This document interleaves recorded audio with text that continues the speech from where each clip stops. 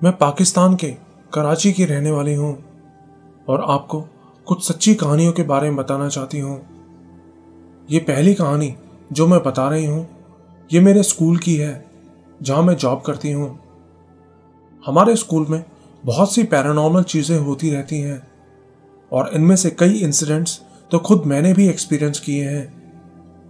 एक बार की बात है, मैं स्कूल की छुट्टी होने के बाद क्लास में बैठी कुछ काम कर रही थी। सब स्टूडेंट्स स्कूल से जा चुके थे। मैंने अपना अटेंडेंस रजिस्टर रेडी करके साइड में रखा और किसी काम से क्लास से बाहर चली गई। क्लास में मेरे अलावा और कोई नहीं था, ना ही वहां कोई और आया था। लेकिन जब कुछ देर बाद मैं क्लास में वापस गई तो वो अटेंडेंस रजिस्टर वहां से गायब था। मैंने उसको हर जगह ढूंढ लिया, पूरे स्कूल में देख लिया, लेकिन वो रजिस्टर कहीं नहीं मिला। मैंने 2 दिन तक उस रजिस्टर को पूरे स्कूल में चेक करवाया, लेकिन वो कहीं नहीं मिला। लेकिन फिर 2 दिन बाद वो स्कूल के आर्ट रूम में अपने आप रखा मिल गया, जबकि उस आर्ट रूम को पहले भी कई बार चेक किया जा चुका था। हमारे स्कूल में जो सेकेंडरी क्लासेस हैं वो ऊपर की तरफ बनी हुई हैं।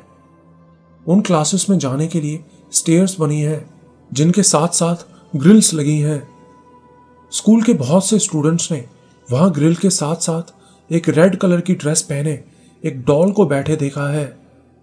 बच्चे बताते हैं कि उसके नेल्स बहुत बड़े होते हैं। उसे देख के जब बच्चे डर के भागते हुए किसी टीचर को बुलाने जाते हैं तब तक वो वहां से गायब हो जाती है। ये कई स्टूडेंट्स के साथ हो चुका है। एक दिन स्कूल की एक टीचर स्टूडेंट्स को ऊपर वाली क्लास में पढ़ा रही थी। वहां ऊपर 2 क्लासेस बनी हुई हैं, तो एक टीचर ने पढ़ते हुए क्लास का दरवाजा बंद कर दिया जिससे कि बाहर से शोर ना आए। फिर थोड़ी देर बाद साथ वाली क्लास के टीचर वहां आए और उनसे पूछने लगे कि क्या आपकी क्लास का कोई स्टूडेंट बाहर गया था।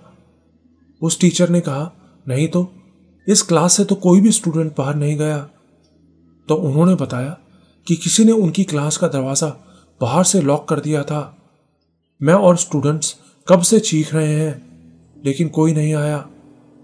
फिर कुछ देर बाद वो दरवाजा अपने आप खुल गया। मेरी क्लास में एक बच्ची पढ़ा करती थी। वो बहुत प्यारी थी और उसके बाल भी बहुत लंबे थे। एक दिन वो बच्ची वॉशरूम गई थी। वो वॉशरूम से वापस आई और आके क्लास में बैठी ही थी कि तभी अचानक बेहोश हो गई। जल्दी से उसके घर कॉल करके उसको होश में लाने की कोशिश करने लगे, लेकिन जब वो होश में आई तो बहुत अजीब अजीब आवाजें निकाल रही थी। फिर उसके घर वाले आए और उसको घर वापस ले गए। बाद में पता चला कि उस वॉशरूम से ही कुछ उसके पीछे लग गया था। 1 महीने तक वो लड़की स्कूल नहीं आई। उसकी तबीयत ठीक ही नहीं हो रही थी। आखिर में उसके घर वालों ने उसको उस स्कूल से ही निकाल दिया। स्कूल में सब बताते हैं कि उस वॉशरूम के अंदर कोई चीज है। कई लोगों ने वहां एक औरत को भी देखा है। अब स्कूल वालों ने उस छत को ही बंद करवा दिया है। अब वहां कोई क्लासेस नहीं होती। मेरे जिन स्टूडेंट्स के घर उस स्कूल के आसपास हैं वो बताते हैं कि स्कूल के वॉशरूम की और ग्राउंड फ्लोर की लाइट्स रात में अपने आप जलती रहती हैं, जबकि रात के टाइम स्कूल में कोई नहीं होता। स्कूल के पीछे एक ग्राउंड है।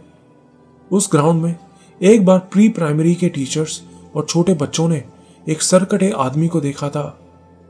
वो सब वहां से भाग के आए और बताते बताते रोने लगे, लेकिन तब तक वो आदमी वहां से गायब हो गया था। बाद में वो ग्राउंड भी बंद करवा दिया गया। हमारे यहां आज से 2 साल पहले कुछ बिल्डिंग्स गिर गई थी। उन बिल्डिंग में बहुत सारे अपार्टमेंट्स और एक क्लिनिक भी बना था। वो सुबह का टाइम था जब 3 बिल्डिंग्स अचानक से गिर गईं। उस हादसे में करीब 100 लोगों की मौत हो गई थी। रेस्क्यू का काम आर्मी कर रही थी, लेकिन बिल्डिंग को ज्यादा नीचे तक नहीं खोदा जा सकता था, नहीं तो आसपास की दूसरी बिल्डिंग्स भी गिर जाती। वो बाजार का एरिया था। वहाँ अपार्टमेंट्स में रहने वाले लोग और बाजार और क्लिनिक में आए बहुत से लोग वहीं दब के मर गए थे। वहाँ एक लड़का भी दबा था जो 2 दिन तक जिंदा था, लेकिन फिर भी उसको बचाया नहीं जा सका। वो लगातार अपनी फैमिली के साथ कॉल से कांटेक्ट में था, लेकिन पता नहीं चल रहा था कि वो किस तरफ दबा है। आखिर में उसको भी बचाया नहीं जा सका। आज वो एरिया बिल्कुल हॉन्टेड हो चुका है। रात 2 से 3 बजे के बीच वहां लोगों के चीखने चिल्लाने और मदद मांगने की आवाजें आती हैं। आसपास के लोग बाहर निकल के देखते हैं तो वहां कुछ नहीं होता। कुछ लोग बताते हैं कि वहां एक औरत और एक छोटी बच्ची भी घूमते हुए दिखाई देते हैं। अभी कुछ टाइम पहले मेरे एक अंकल रात के टाइम ब्रेड लेकर आ रहे थे। तभी अचानक किसी ने उनके हाथ से वो ब्रेड का पैकेट छीन लिया और वहां से बचाओ बचाओ की आवाजें आने लगी। लेकिन उन्होंने आसपास देखा तो वहां कोई नहीं था। हम लोग भी कभी उस तरफ से जाते हैं तो एक अजीब सा डर लगता है। मन करता है कि बस यहां से भाग जाओ। यह अगला इंसिडेंट जो मैं बताने जा रही हूं, यह मेरी ननद के साथ हुआ था। तो हुआ ऐसा था कि कुछ टाइम पहले एक रात वो गैलरी में बैठी भूत की फिल्म देख रही थी। हमारे घर के पीछे एक ग्राउंड है और उसके साइड में एक कब्रिस्तान भी है। तो रात के 2 बजे जब वो मूवी देख रही थी तो अचानक उसको ऐसा लगा जैसे कोई उसके आसपास मौजूद है। उसने आसपास देखा भी, लेकिन वहां कोई नहीं था। नीचे रोड पे भी देखा, लेकिन वहां भी कोई नहीं था। उसको लगा ये उसका वहम है। फिर वो अंदर आई और आके सो गई। मैं आपको बता दूं कि वो भी स्कूल में टीचिंग करती है। अगले दिन मंडे था और उसको सुबह सुबह स्कूल जाना था। लेकिन स्कूल जाते ही उसको अपनी क्लास में स्टूडेंट्स की जगह मुर्दे दिखाई देने लगे। हर जगह बस मरे हुए लोग ही चलते फिरते दिख रहे थे। ये देख के वो रोने लगी और जोर जोर से चिल्लाने लगी और वहीं बेहोश हो गई। उसकी आवाज सुन के स्कूल का पूरा स्टाफ वहां इकट्ठा हो गया। कुछ देर बाद जब उसको होश आया तो वो अभी भी यही बोल रही थी कि मुझे यहां हर जगह मुर्दे दिखाई दे रहे हैं, लेकिन उसके अलावा और किसी को ऐसा कुछ नहीं दिख रहा था।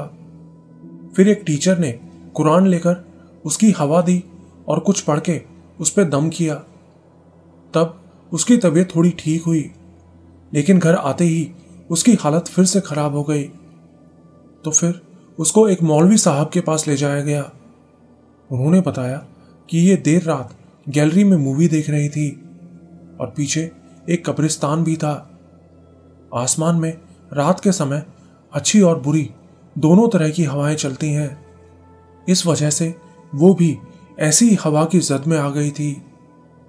इसके बाद उनका बहुत टाइम तक इलाज करवाया गया और तब जाके उनकी हालत ठीक हुई।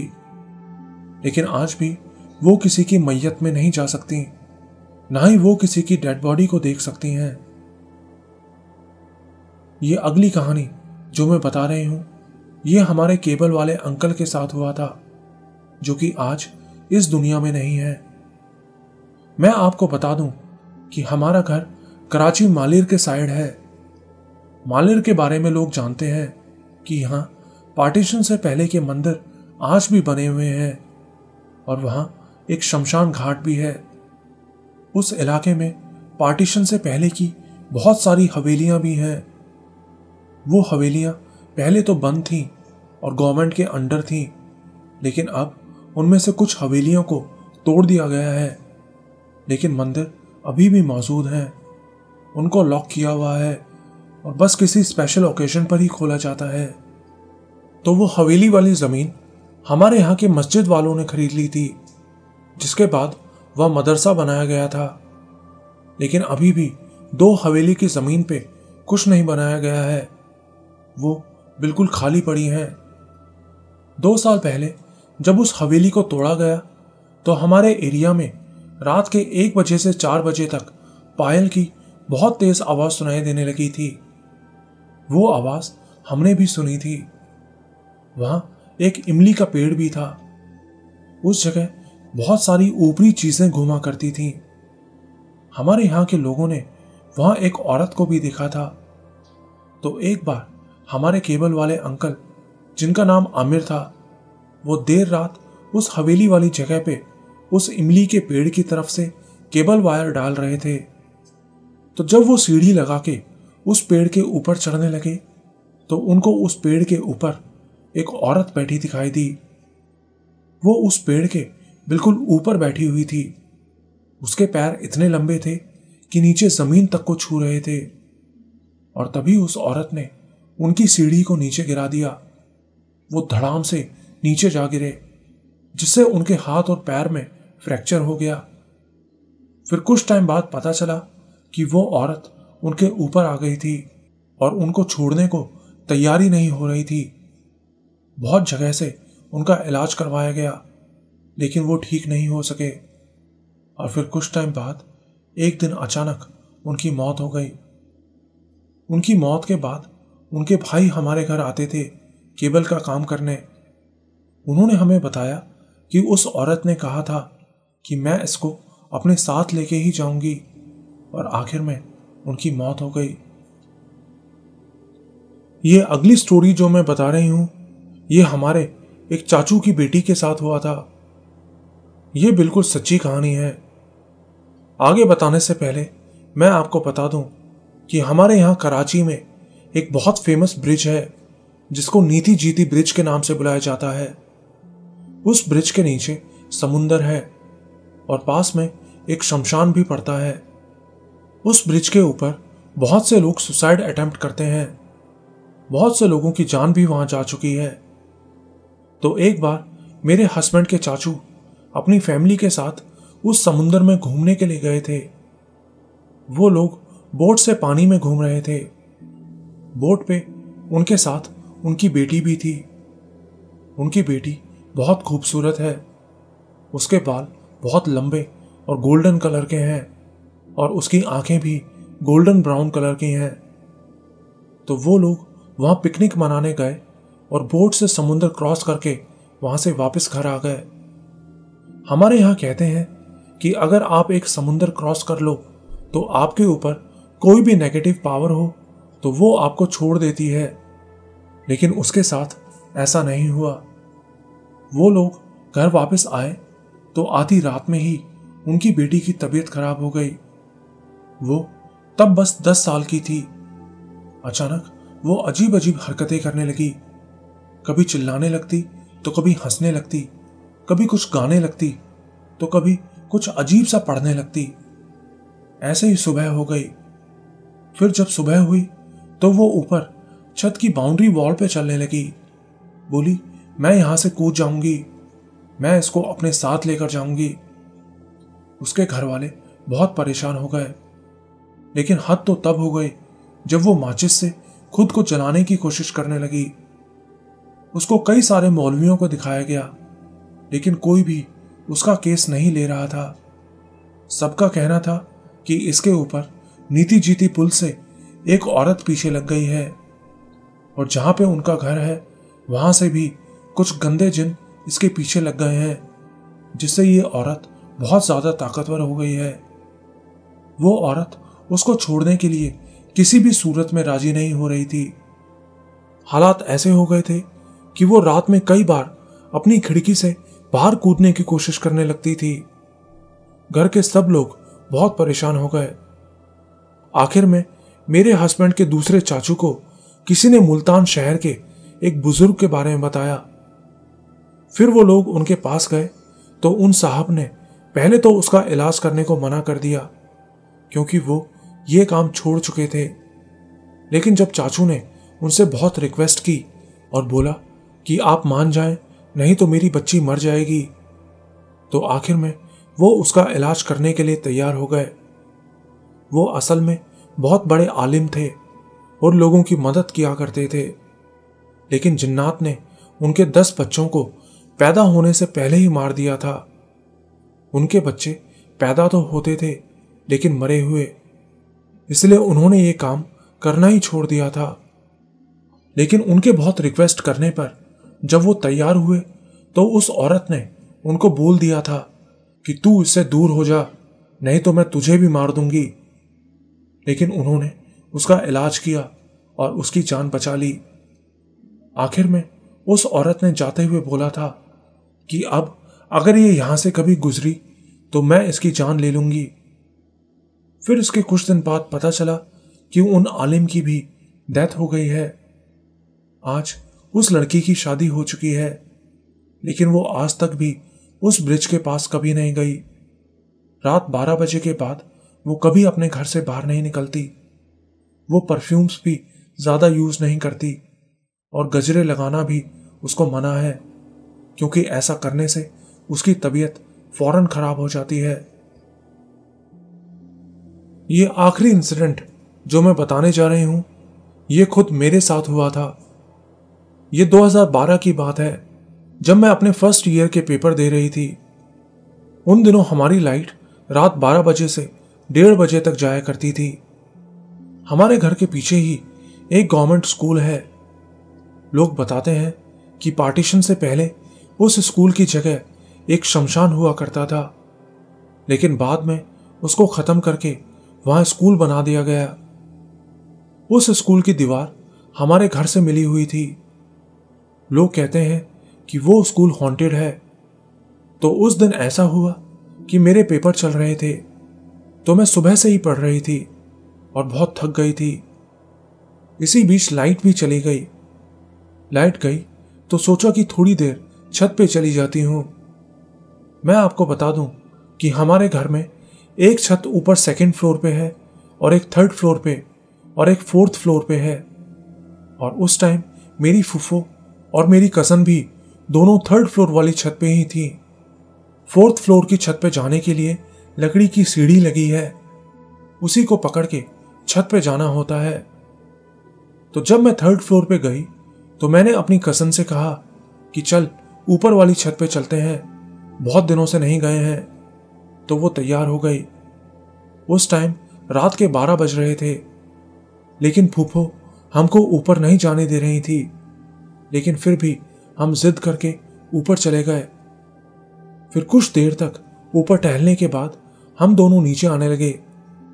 मेरी कजन तो नीचे उतर गई, लेकिन मैं बस उतर ही रही थी कि तभी मेरी नजर सामने स्कूल की तरफ पड़ी। और वहां मैंने जो देखा वो देख के तो मेरे पैर मानो वहीं जम गए। मैंने देखा कि उस स्कूल और हमारे घर की बाउंड्री वॉल के बीच एक औरत ब्लैक सूट में खड़ी थी। उसके बाल बहुत लंबे थे, लेकिन उसके पैर नहीं थे। वो वहां जैसे हवा में ही खड़ी थी। वो देख के मैं डर के मारे वहीं चुपचाप खड़ी हो गई। मेरी कजन नीचे सीढ़ी पकड़ के खड़ी थी। मुझे उसकी भी कोई आवाज नहीं आ रही थी। तो उसने मेरा हाथ पकड़ के हिलाया, तो मैं जल्दी से डरते डरते सीढ़ी से नीचे उतर गई। हैरानी की बात थी कि वो औरत सिर्फ मुझे दिखाई दे रही थी, मेरी कजन को नहीं। फिर मैं जल्दी से अपनी फूफो के पास गई और उनको सारी बात बताई। वो उस टाइम तस्बीह पढ़ रही थी। उन्होंने जल्दी से मुझ पे दम करा और बोला कि नीचे चली जाओ। फूफो ने बताया कि वो स्कूल भूतिया है, वहां बहुत सारे लोगों को एक सरकटा भूत भी दिखाई देता है।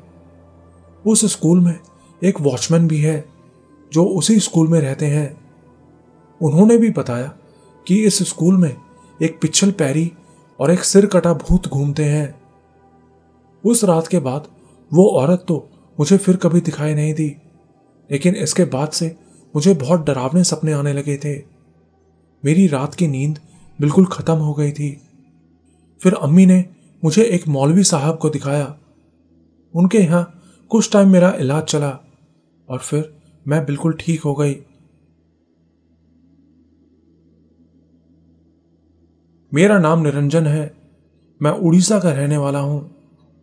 मैं जो बात आपको बताने जा रहा हूं, यह मुझे मेरे एक दोस्त ने बताई थी। मेरे दोस्त का नाम संबित है। तो हुआ ऐसा था कि कुछ दिन पहले उनके गांव से खबर आई कि उसकी चाची ने सुसाइड कर लिया है।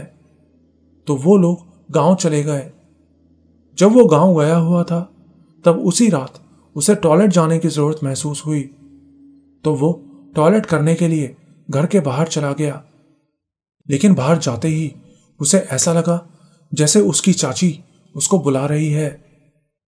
पहले उसे लगा कि ये उसका वहम है, पर जब वो टॉयलेट करने लगा तो उसे कुत्तों के जोर जोर से भौंकने की आवाज सुनाई दी। उसने उस तरफ पलट के देखा तो वहां उसे एक औरत का साया खड़ा दिखाई दिया। वो देखते ही वो जल्दी से भाग के घर आ गया और चुपचाप सो गया। लेकिन वो रात भर डर के मारे कांपता रहा। सुबह तक उसे तेज बुखार भी आ गया था। जब उसने अपनी मम्मी को इस बारे में बताया तो उसकी मम्मी को पहले तो यकीन नहीं हुआ, लेकिन फिर 2 दिन बाद उनके एक रिलेटिव की बॉडी में उसकी चाची की आत्मा आ गई। वो बोली कि वो अपने बच्चों को देखने के लिए वहां बार बार आती रहेगी। चाची के 2 छोटे छोटे बच्चे थे जिनकी उम्र 6 साल और 10 साल थी। फिर 2 दिन बाद जब उनके घर के बाहर लगे सीसीटीवी की फुटेज को देखा गया तो उसमें भी वो आत्मा दिखाई दी। उनकी आत्मा आज भी उनके घर के बाहर घूमती है। ये बिल्कुल सच बात है और मैं उस सीसीटीवी फुटेज का वीडियो भी आपको भेज रहा हूं।